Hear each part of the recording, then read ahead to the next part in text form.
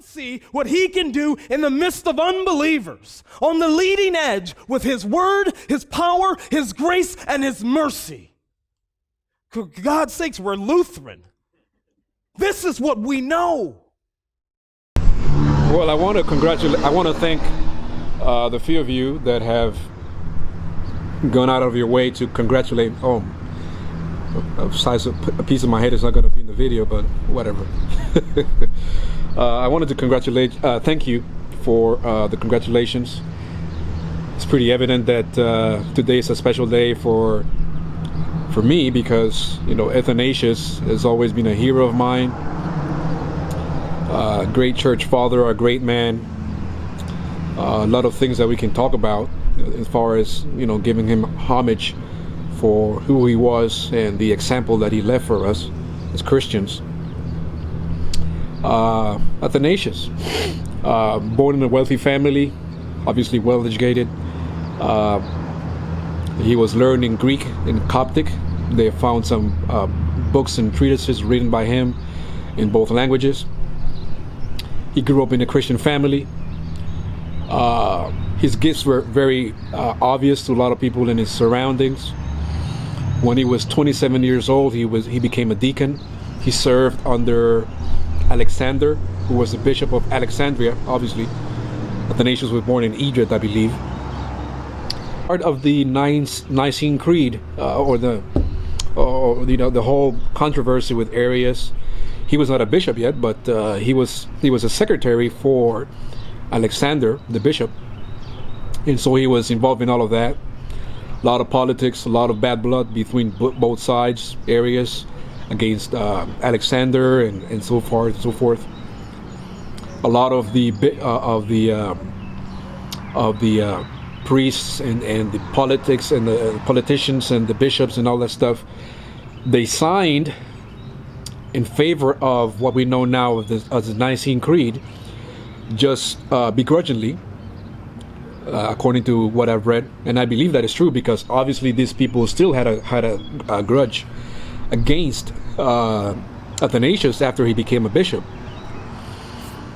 A lot of politics, a lot of hate towards Athanasius because he was very firm in his condemnation towards Arius and all of the people that were swept by his heresy. So a lot of people hated the fact that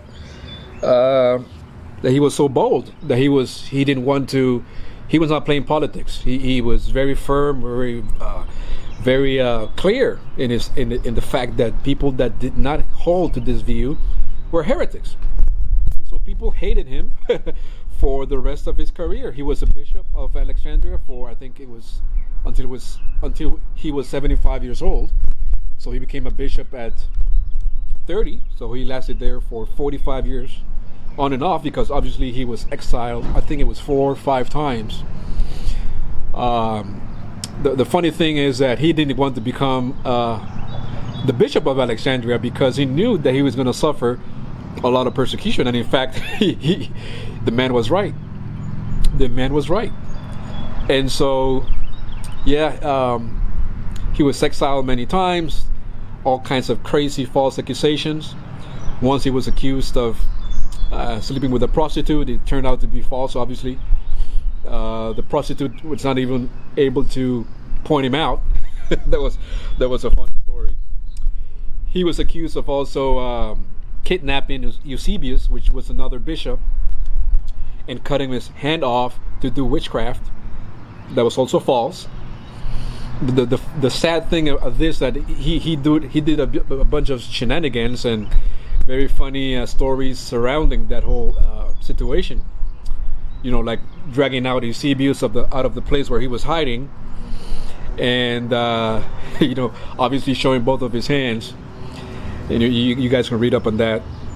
The prostitute that was accusing him didn't even recognize him, so she didn't even know the man.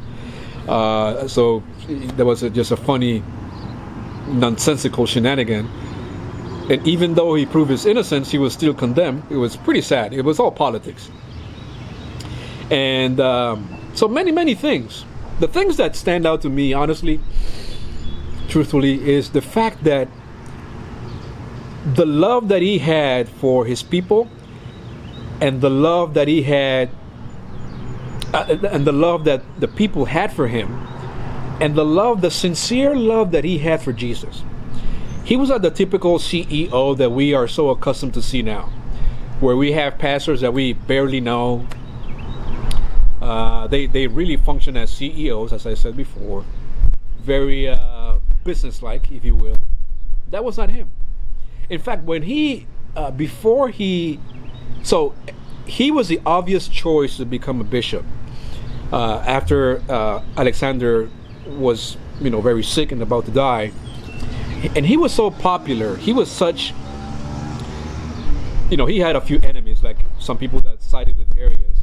But he was obvious for the people that people were gathered outside of the church when it was time to vote for him, and chanting and waving their hands and throwing their hands in the heaven, saying, "Give us Athanasius, give us Athanasius." So he was very popular.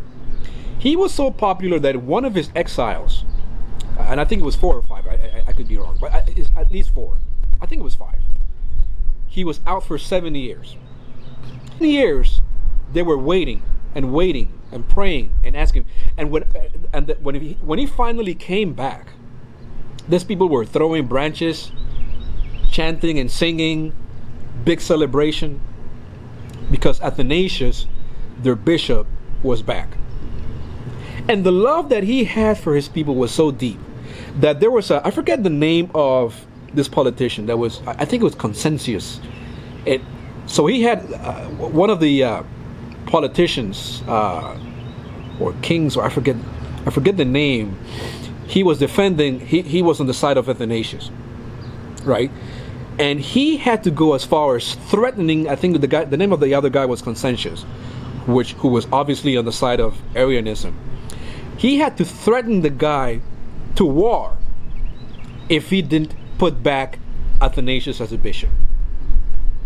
And when this guy, the protector, Athanasius' protector, finally died, right? The other guy did what he always wanted to do. And I believe it was in this situation that he was invaded. And Athanasius was doing the liturgy. I think they were chanting or singing. They were reciting Psalm. I think it was Psalm 126 or 136 or something. And the people were responding. If you're liturgical, you know how it goes. And they were literally, as they were singing and doing the liturgy, soldiers coming in. And Athanasius refused to stop doing the liturgy and run for his own life until he made sure that all the people were safe and out of the building. And then he proceeded to flee himself, even though he was fainting and he had all these people protecting him and stuff like that. Imagine that deep of a love that he had for his people as a pastor. And then obviously there was some retaliation from this, I think it was Consensus guy, and he killed all the people that were protecting him. He also tried to go after the monks, because Athanasius had a deep love for the monks of his day. He had a deep relationship with a guy called Saint Anthony. There's some letters of him corresponding, and you can see the heart of Athanasius. Athanasius was not about himself. He was about the people. He was about the doctrine, and he loved his monks. And so we see the deep love that he had for the people, for the doctrine, for Jesus. And so contramundum, and he literally was contramundum. He had I think it was 4 or 5 politicians of his day literally coming after him for his life, inventing lies, exiling him. He was even accused at one time of not allowing food to come into some other country. I mean, all kinds of nonsense. It was total BS. But the guy just persevered. He persevered. And so I guess my final thought is this. There's a lot of people see us, Wittenberg Project representing. A lot of people see us and they think, these Lutherans, They're just vitriolic people. They just like to argue, and in a sense that it's true. We are who we are. I think that in large part we have the character of Luther, although he's not the only person that's can be argumentative and such. But we don't do this just for the sake of winning an argument. We don't do this, videos and memes, and we write these books, and all these people that have all this wonderful ministry and podcasts and different things and venues in which we can get the Lutheran perspective, which we believe is the faithful representation of the gospel in the Book of Concord and such and so forth. The reason why we engage in all these battles, I believe, such as Athanasius, the reason why Athanasius did it, he said it himself in one of his letters. I think it was called the Festal Letters. It's because when we go against Christology, when we go against the divinity of Jesus, what we are literally doing is denying the people of the gospel. When we argue for baptism and all the things that God is doing, that Jesus is doing for us in baptism, it's not just to have an argument and to be logical, to beat you down with whatever. And God knows there's a lot of pastors and traditions that love to just beat up on people. That's not our heart. That's not what we're doing. The reason why we do this is because we understand that this is a battle for the gospel. If Jesus is not God, then you as a believer are going to be robbed. You're going to be denied a bunch of gifts. If baptism doesn't bring you Jesus, then you're going to be robbed. If someone is robbing you from the gospel, or robbing the benefits of the gospel from you, if there's no forgiveness in the Lord's Supper, if this is just about a piece of bread or Dorito or whatever these crazy people are doing, if that's all, if there's nothing else but just a symbol, if Jesus is not really in a real manifested way coming to you to bring you forgiveness, to bring you salvation, then you're being handicapped. This is about the gospel, and Athanasius understood it. These people don't know what they're doing, is one of the things that he said. And we have to stomp that out of our churches, of our empire, of the seed that we are looking over. And so I also appreciate the fact that from when he was a young boy, a young man, he was able to see Alexander doing this faithfully, protecting the gospel, fighting for what is right, putting his life out there to defend, teach, and confess the true gospel. This is not a game. But the devil is coming out for us, and we're not playing politics here. If you want to be a true, faithful Christian, especially a minister of the gospel, people are not going to like you. People don't like the boldness of the gospel. It is Jesus and nothing else. People don't like, they want to have options.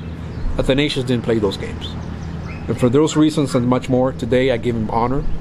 I revere the guy. I really appreciate his ministry, his biography, and all of the things that he gave us as Christians. As I said, there's a lot of things to say, a lot of the shenanigans that he was involved in.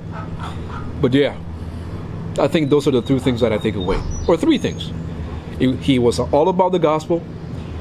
He was all about the people of God. And the people of God were all about him. They loved this man. Some of us, some pastors I see, I don't even think their dogs like them. But yeah, we have to love our people. And Athanasius literally gave his life for the gospel and for the people. It is funny to know that the most influential man in issues pertaining to the Trinity did most of his work as an exile running for his life while he was in sorrow for his people that he couldn't see for many years, in this case 70 years, and the people were also waiting for him with sorrow and great hope, with a great desire to see him again. Well, it's too much. I don't think you can handle this jelly. I think that's enough for today. With Wittenberg Project, Dr. Athanasius. Thank you for watching. See you next time.